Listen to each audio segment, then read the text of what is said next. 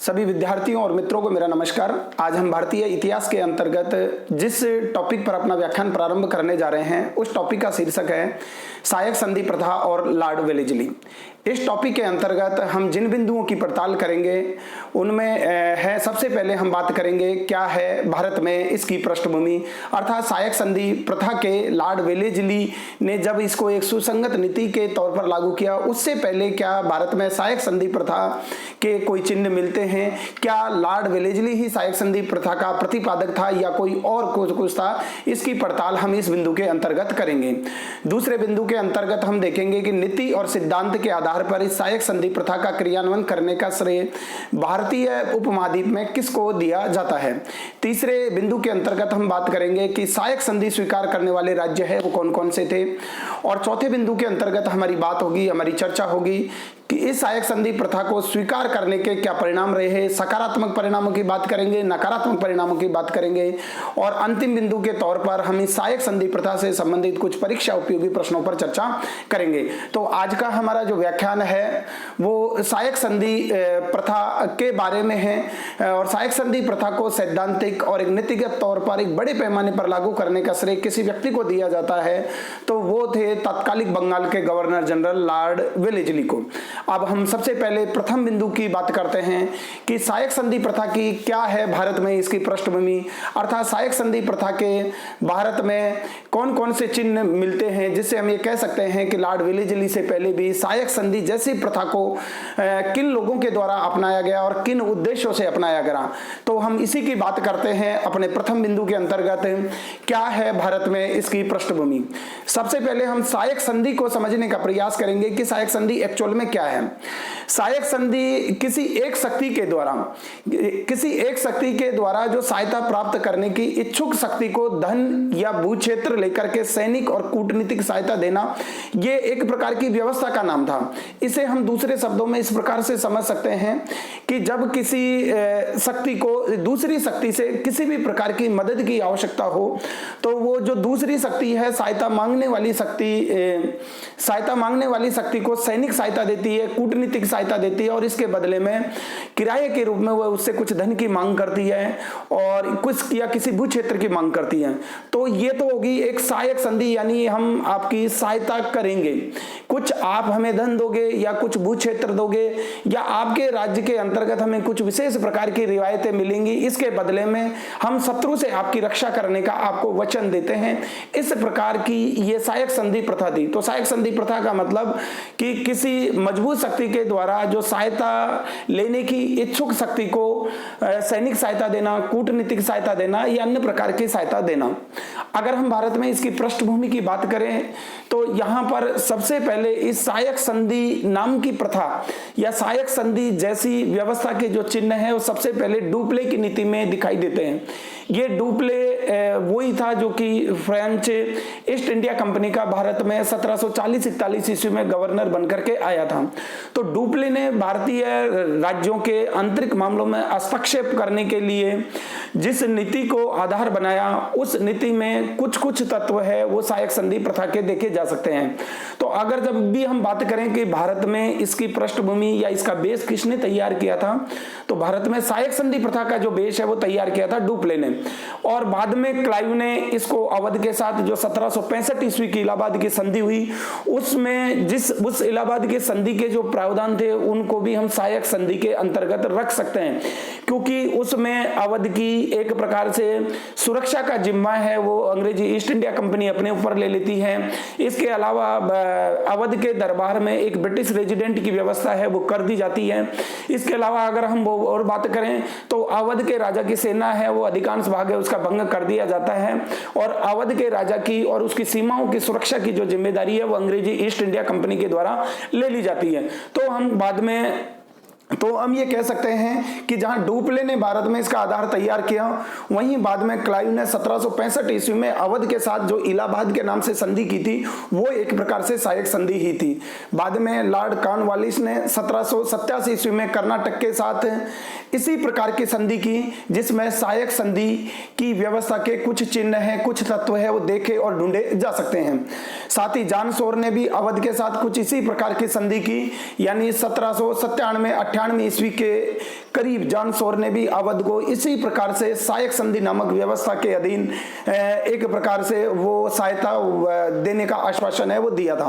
तो जब भी हम भारत में इस सहायक संधि प्रथा की पृष्ठभूमि की बात करें, जब एग्जाम में ये क्वेश्चन पूछा जाए कि भारत में सहायक संधि प्रथा के प्रारंभिक जो आधार है वो किसने तैयार किया था, तो हमारा वहां पर उत्तर होना चाहिए डुप्ले ने। और क्लाइव ने 1765 ईस्वी की अवध के साथ जो संधि की, या 1787-88 ईस्वी में कर्नाटक के नवाब के साथ जो संधि की, या 1768 में निजाम के साथ जो संधि की, और 1797-98 में जॉर्ज बोरलो के समय अवध के साथ जो संधि की, वो एक प्रकार से सहायक संधि की व्यवस्था के ही पार्ट थे। लेकिन ये सहायक संधि नाम किसी भी, ना तो क्लाइव ने इसे सहायक संधि का नाम दिया था, ना लॉर्ड कॉर्नवालिस ने इसे नाम दिया था, ना डुप्ले ने इसको सहायक संधि व्यवस्था का नाम दिया, ना सर जॉर्ज बोरलो ने इसको ये नाम दिया था। तो बाद में अगर हम बात करें कि इस सहायक संधि को सहायक संधि प्रथा का नाम देने का काम और इसको एक पॉलिसी के रूप में और इसको एक सिद्धांत के आधार पर एक ड्राफ्ट के रूप में तैयार करके इसको व्यापक स्तर पर अमली जामा पहनाने का श्रेय अगर भारत में किसी को दिया जाता है तो वो है तत्कालिक बंगाल के गवर्नर जनरल, जो 1798 ईस्वी में लॉर्ड वेलेस्ली भारत आए थे। 1798 से 1805 ईस्वी में बड़े पैमाने पर एक नीति और एक सिद्धांत के आधार पर विभिन्न क्षेत्रीय राजनीतिक शक्तियों को सहायक संधि प्रथा के दायरे में लाए और इन्होंने सहायक संधि प्रथा के दायरे में ला करके ईस्ट इंडिया कंपनी का भारत में जो प्रभाव क्षेत्र है उसका व्यापक विस्तार किया। तो हम इसी दूसरे बिंदु के अंतर्गत इस बात को थोड़ा विस्तार से देखते हैं कि नीति और सिद्धांत के आधार पर इसका क्रियान्वयन है वो किस प्रकार से किया गया। लॉर्ड वेलेस्ली ने 1798 ईस्वी में इस संधि की स्पष्ट रेखा और सिद्धांतों के आधार पर इसे सहायक संधि की व्यवस्था का नाम दिया। तो जब भी एग्जाम में यह क्वेश्चन पूछा जाए कि सहायक संधि की व्यवस्था को सहायक संधि का नाम किसने दिया, तो हमारा उत्तर होगा लॉर्ड वेलेस्ली। तो इसे लॉर्ड वेलेस्ली के द्वारा ही सबसे पहले सहायक संधि का नाम दिया गया। इस सहायक संधि की व्यवस्था में जिस ईस्ट इंडिया कंपनी जिस क्षेत्रीय राजनीतिक शक्ति के साथ में यह सहायक संधि करती, उस सहायक संधि के निम्नलिखित प्रावधान शामिल थे। यानी सबसे पहले अगर जिस सहायक संधि स्वीकार करने वाले राज्य और ईस्ट इंडिया कंपनी के बीच में जब ये संधि होती थी तो कुछ कॉमन शर्तें थी जिनको इसके अंतर्गत शामिल किया जाता था। सबसे पहला प्रावधान ये था कि जिस राज्य से संधि की जाती थी वहां पर ब्रिटिश रेजिडेंट को रखना होता था। ये ब्रिटिश रेजिडेंट संबंधित राज्य में इस संधि के नियमों और सिद्धांतों का पालन करवाने का काम करता था। इसके अलावा उस राज्य को संकट के समय मदद पड़ने पर मदद देने का कार्य भी इस ब्रिटिश रेजिडेंट के द्वारा किया जाता था। तो सहायक संधि प्रथा की सबसे अनिवार्य शर्त यह थी कि जिस राज्य के साथ ये संधि की जाती उस राज्य के दरबार में एक ब्रिटिश रेजिडेंट की नियुक्ति है वो ईस्ट इंडिया कंपनी के द्वारा की जाती। दूसरे अगर इसके प्रावधान की बात करें तो यह रेजिडेंट राज्य को आंतरिक अशांति और बाह्य आक्रमण के समय मदद देते थे। और यहां पर रेजिडेंट के साथ एक आवश्यक बात यह थी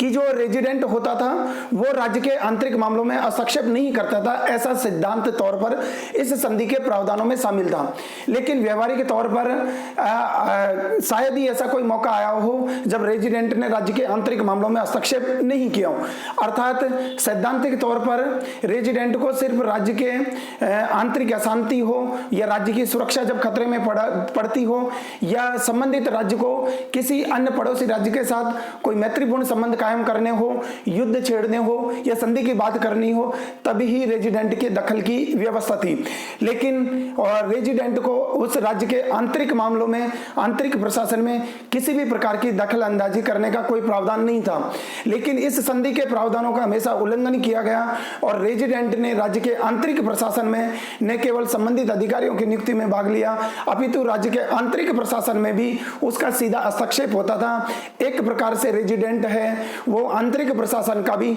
सर्वे सर्वा बन गया, जो कि इस संधि के प्रावधानों का स्पष्ट उल्लंघन था। अगर हम तीसरी प्रावधान की संधि के बात करें तो ईस्ट इंडिया कंपनी के साथ जो राज्य है सहायक संधि करता था और सहायक संधि के बदले में ईस्ट इंडिया कंपनी संबंधित राज्य को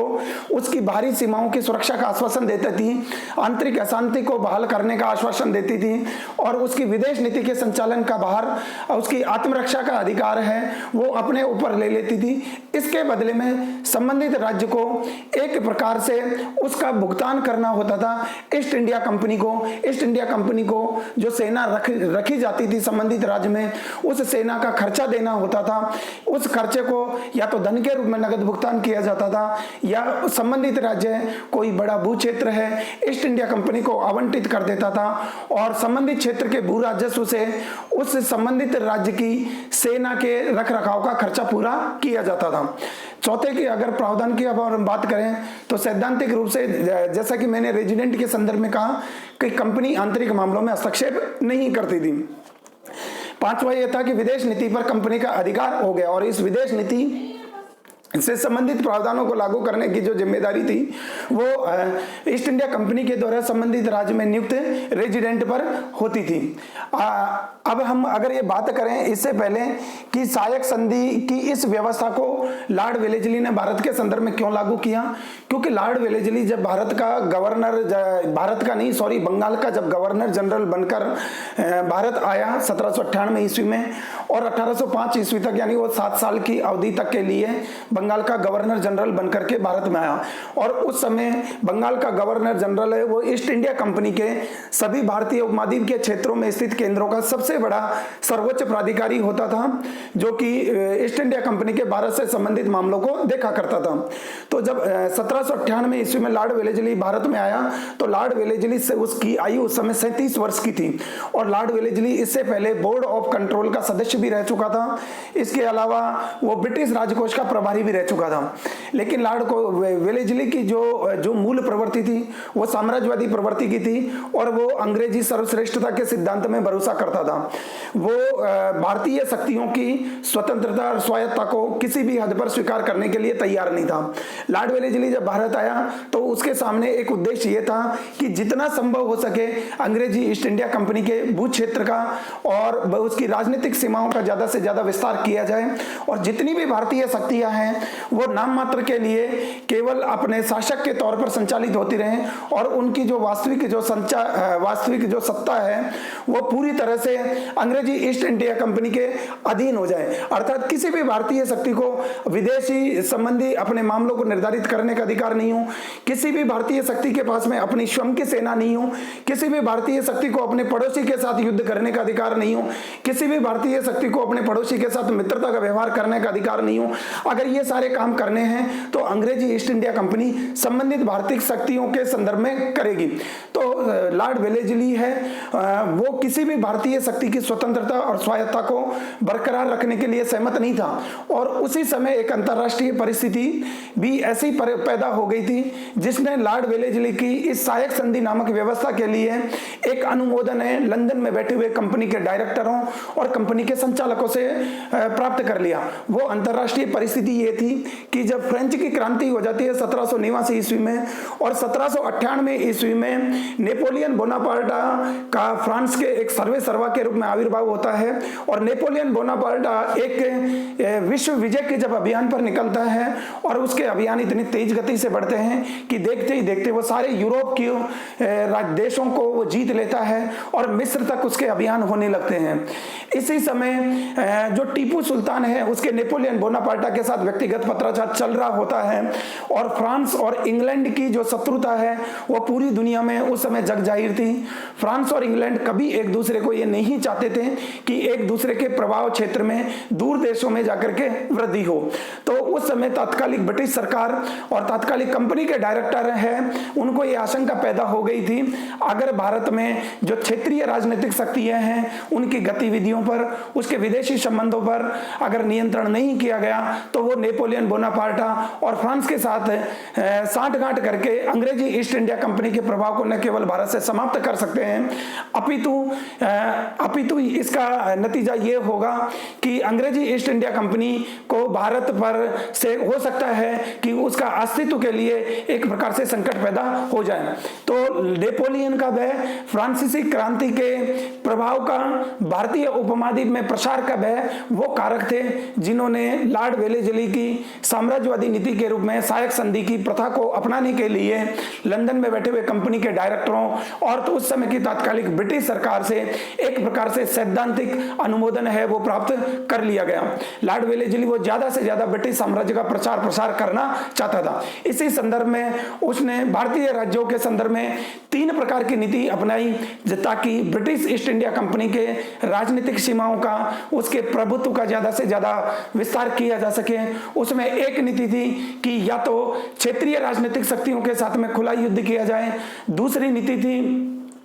कि पहले से अधीन बनाए गए ईस्ट इंडिया कंपनी के प्रभाव वाले क्षेत्रों का प्रत्यक्ष अधिग्रहण कर लिया जाए, और तीसरी जो विधि थी वो ये थी कि एक सहायक संधि नामक व्यवस्था के माध्यम से सभी भारतीय राजनीतिक शक्तियों को विदेशी संबंधों से पूरी तरह से पृथक कर दिया जाए, लड़ाई और युद्ध करने से पृथक कर दिया जाए, और वो अंग्रेजी ईस्ट इंडिया कंपनी के मातहत बनकर के रह जाए, किसी भी प्रकार की विदेशी शक्ति से वो गठजोड़ नहीं कर सके, सभी में ब्रिटिश रेजिडेंट की उपस्थिति हो, सभी अपने जो किसी भी विदेशी शक्ति से संबंध रखने हो या विदेशी अधिकारियों की नियुक्ति करनी हो, उसमें ईस्ट इंडिया कंपनी का परामर्श, मार्गदर्शन और उसकी सलाह को बाध्यकारी बनाया जाना था। तो इन्हीं सभी उद्देश्यों को लेकर के लॉर्ड वेलेस्ली ने तीसरे विकल्प पर ज्यादा ध्यान दिया। प्रथम विकल्प के तौर पर उसने मैसूर के साथ में युद्ध किया और टीपू सुल्तान की स्वतंत्रता और स्वायत्तता को समाप्त किया। बाद में कुछ राज्यों का उसने अधिग्रहण भी किया, लेकिन अंग्रेजी ईस्ट इंडिया कंपनी के व्यापक प्रभाव को और व्यापक राजनीतिक सीमाओं का जो प्रसार किया,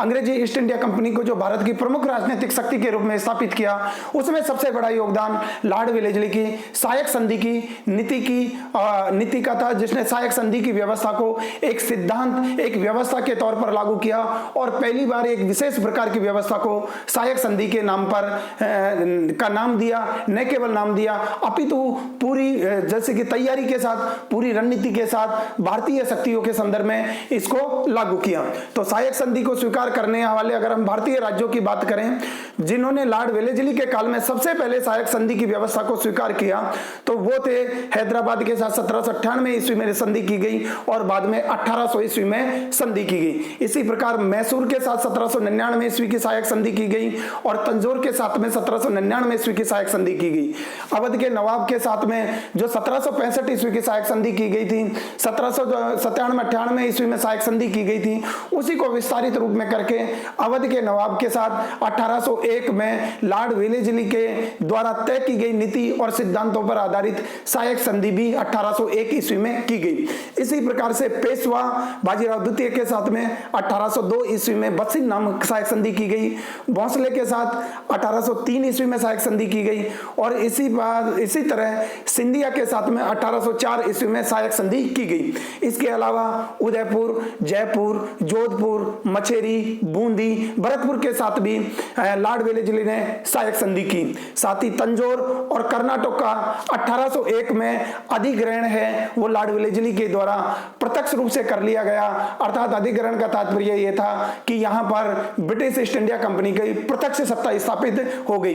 बाद में तंजौर, कर्नाटक और टीपू सुल्तान के पराजय के बाद में जो कुछ क्षेत्र मैसूर राज्य से मिले थे उनको मिलाकर के मद्रास प्रेसिडेंसी का निर्माण भी 1801 ईस्वी में लॉर्ड वेलेस्ली के द्वारा किया गया। लॉर्ड वेलेस्ली ने इस नीति को अपनाने के क्या कारण थे, इसकी मैंने आपके सामने विस्तार से चर्चा की कि स्वयं का साम्राज्यवादी प्रवृत्ति का होना, ब्रिटिश सर्वोच्चता में उनको दृढ़ विश्वास था और नेपोलियन बोनापार्टा का संकट। अगर हम इस सहायक संधि की व्यवस्था के अगर हम परिणामों की बात करें तो इसके जो परिणाम थे वो अगर परिणामों को हम 2 पक्षों में बांटते हैं हमेशा, एक तो सकारात्मक पक्ष और एक होता है नकारात्मक पक्ष। जैसी सहायक संधि की व्यवस्था थी, जैसी इसकी प्रकृति थी और जिस तरह के इसके अंतर्निहित उद्देश्य थे, तो इसकी जो पॉजिटिव जो ट्रेंड्स है वो कंपनी के पक्ष में गया और कंपनी के लिए ही इसके अच्छे परिणाम रहे। इसके कंपनी के लिए अगर सकारात्मक पक्षों की बात करें तो दूसरों के धन पर एक विशाल सेना का गठन है वो ईस्ट इंडिया कंपनी का हो गया। अब ईस्ट इंडिया कंपनी ने स्वयं के कोई बगैर संसाधन खर्च किए दूसरे राज्य के संसाधनों पर, दूसरे राज्य के भू क्षेत्रों पर कब्जा करके दूसरे राज्यों के खर्चे पर एक विशाल भारतीय सेना का धीरे धीरे गठन किया। तो कंपनी के यहां पर भारतीय संसाधनों से, भारतीय राज्य से मिले पैसे के एवज पर एक विशाल सेना के गठन का मार्ग प्रशस्त किया इस सहायक संधि की प्रथा ने। और बाद में ये विशाल सेना थी जिसने ईस्ट इंडिया कंपनी के भारत में साम्राज्य को स्थायित्व प्रदान किया। न केवल साम्राज्य को स्थायित्व प्रदान किया, बाद में भारत में ब्रिटिश राज्य की स्थिरता के लिए सबसे बड़ा मानदंड साबित हुई। और न केवल ब्रिटिश राज्य की स्थिरता का मानदंड साबित हुई, अपितु भारत में तैयार की गई विशाल फौज ने, विशाल सेना ने दूर देशों में जाकर के ब्रिटिश उपनिवेशवाद को मजबूत करने में महत्वपूर्ण भूमिका है वो अदा की। इस सहायक संधि की प्रथा के अगर दूसरे सकारात्मक परिणाम की बात करें कंपनी के संदर्भ में, तो ब्रिटिश भारत की सर्वोच्च शक्ति बन गई। इससे पहले ब्रिटिश है, ईस्ट इंडिया कंपनी है, अन्य भारतीय शक्तियों के समकालीन राजनीतिक प्रभुसत्ता का दावा करने वाली एक बराबर की राजनीतिक शक्ति थी। लेकिन इस सहायक संधि की व्यवस्था के बाद में British east India company Bharat की सबसे महत्वपूर्ण सर्वोच्च राजनीतिक शक्ति बन चुकी थी। और एक एक करके अधिकांश भारतीय राजनीतिक शक्तियां, केवल कुछ शक्तियों को छोड़ करके मैं कहूं कि जैसे सिंध की बात करें या पंजाब को छोड़ करके समूचा भारतीय उपमहाद्वीप इस सहायक संधि की व्यवस्था के नाम से एक प्रकार से अंग्रेजी ईस्ट इंडिया कंपनी के मातहत हो चुका था। अर्थात अंग्रेजी east India company British Bharat की सर्वोच्च शक्ति है, वो सहायक संधि की प्रथा के माध्यम से बन चुकी थी। तीसरा, इस सहायक संधि की व्यवस्था के माध्यम से न केवल फ्रांसीसी क्रांति के जो प्रसार और प्रचार का जो भारतीय उपमहाद्वीप में फैलने का डर था, न केवल उस संकट का समाधान हुआ, नेपोलियन बोनापार्टा के किसी भी प्रकार के भावी आक्रमण की संभावना का न केवल समस्या का समाधान हुआ, अपितु भारत में ब्रिटिश साम्राज्य है वो एक प्रकार से लंबे समय के लिए सुरक्षित हो गया और उसकी सुभेद्यता को कोई चुनौती देने वाला निकट भविष्य में दिखाई नहीं दे रहा था। चौथे, अगर इसके सकारात्मक परिणाम की बात करें तो अधिकांश राज्यों की विदेश नीति पर कंपनी का आधिपत्य स्थापित हो गए। भारतीय राज्य अपनी स्वतंत्रता, स्वायत्तता और आत्मरक्षा, कूटनीतिक और वैदेशिक संबंधों से के अधिकार से पूरी तरह से वंचित कर दिए गए। अगर हम नकारात्मक पक्ष की बात करें, नकारात्मक पक्ष स्वाभाविक तौर पर भारतीय उपमहाद्वीप की राजनीतिक शक्तियों पर होना था। इस भारतीय उपमहाद्वीप की एक लंबे समय की लिए परतंत्रता की शुरुआत होने की ओर था। तो अगर हम नकारात्मक पक्षों की बात करें तो भारतीय राज्यों को इसका नकारात्मक कीमत चुकानी पड़ी, प्रजा के लिए नकारात्मक रूप में आया। अगर हम भारतीय राज्यों के लिए इसके नकारात्मक पक्ष की बात करें तो भारतीय राज्यों का आत्मरक्षा का अधिकार है वो कंपनी के संरक्षण में चला गया। भारतीय राज्यों की स्वतंत्रता, स्वायत्तता है वो पूरी तरह से कंपनी के मातहत चली गई। भारतीय राज्य सिर्फ कंपनी के प्रति उत्तरदायी हो गए और अब जनता के कष्टों की सुनवाई करने वाला कोई नहीं बचा था। हम इसे इस संदर्भ में समझें कि कंपनी ने भारतीय राजाओं को यह आश्वासन दिया कि आपकी गद्दी को और आपकी सत्ता पर शासन करने के अधिकार को किसी भी, चाहे आपके सामंत हो, चाहे आपके जागीरदार हो, चाहे आपके जमींदार हो या किसी अन्य पड़ोसी क्षेत्रीय शक्ति के द्वारा किसी भी प्रकार की कोई चुनौती नहीं दी जाएगी। और अगर चुनौती दी जाती है तो आपकी सत्ता को बरकरार रखने की जिम्मेदारी हमें है। तो इस प्रकार से जब भारतीय राजाओं को जनता के किसी भी प्रकार के विद्रोह की, जागीरदारों, जमींदारों या सामंतों के विद्रोह की किसी भी प्रकार की संभावना नहीं रही, तो वो सिर्फ अपने ऐशो आराम और विलासी जीवन में डूब गए और भारतीय जनता के कष्टों के प्रति, भारतीय जनता की चिंताओं के प्रति वो लापरवाही हो गए। अब भारतीय जनता के कष्टों की कोई सुनवाई करने वाला नहीं था। इस प्रकार से जो क्षेत्रीय राज्य, जो क्षेत्रीय शासक भारतीय जनता के साथ, भारत की प्रजा के साथ उसके कष्टों की सुनवाई करते थे, उसके सुख दुख को दूर करने का कार्य करते थे, अब वो पूरी तरह से इससे महरूम हो गए और उन्होंने जनता के कष्टों की और जनता के दुखों की और जनता की चिंताओं की और कोई ध्यान नहीं दिया। इसके पीछे कारण यह था कि जनता की तरफ से किसी भी प्रकार के बगावत, किसी भी प्रकार के विद्रोह की या अपने सामंतों, जमींदार और जागीरदारों के विद्रोह की राजाओं को कोई खतरा नहीं रह गया था। क्योंकि अगर ऐसे किसी भी प्रकार के विद्रोह होते तो उन विद्रोह से निपटने की जिम्मेदारी ईस्ट इंडिया कंपनी को थी, क्योंकि ईस्ट इंडिया कंपनी के रेजिडेंट को थी, राजा को इस बात की चिंता नहीं करनी थी। तो इसलिए भारतीय जनता है वो अपने घोर कष्टों के और है वो अग्रसर हुई। भारतीय जनता का जीवन अत्यधिक कष्ट में हो गया। अब अगर हम इस सहायक संधि प्रथा के अगर परीक्षा उपयोगी प्रश्नों की बात करें तो जैसा कि मैंने पहले कहा कि सहायक संधि प्रथा से संबंधित एक क्वेश्चन पूछा जा सकता है कॉन्सेप्ट के रूप में कि सहायक संधि प्रथा के प्रावधानों में निम्नलिखित में से कौन सा प्रावधान शामिल नहीं था, या हम कहें कि सहायक संधि प्रथा का प्रारंभिक आधार है सबसे पहले किसने तैयार किया, तो हमारा उत्तर होगा डुप्ले ने। सहायक संधि की व्यवस्था को सबसे पहले किस राज्य के साथ क्लाइव ने लागू किया, तो उसका उत्तर होगा अवध। लेकिन इसको सिद्धांत और एक नीति के तौर पर और सभी भारतीय राज्यों के साथ समान स्तर पर लागू करने का जो काम है वो किसके द्वारा किया गया, तो वो किया गया था लॉर्ड वेलेस्ली के द्वारा। और लॉर्ड वेलेस्ली ने अपने शासनकाल में अपने बंगाल के गवर्नर जनरल रहने के दौरान सबसे पहले किस राज्य के साथ सहायक संधि की, तो हमारा उत्तर होगा हैदराबाद के साथ 1798 में। इसके अलावा लॉर्ड वेलेस्ली के काल में जिन राज्यों के साथ सहायक संधि की गई उनका आरोही और अवरोही क्रम है वो आपसे पूछा जा सकता है। इसके अलावा इस सहायक संधि प्रथा ने ब्रिटिश ईस्ट इंडिया कंपनी को कहां से कहां तक पहुंचा दिया, भारतीय राज्यों की स्थिति किस प्रकार से नकारात्मक रूप से प्रभावित हुई, भारतीय जनता के कष्टों में क्यों वृद्धि हुई। इसके अलावा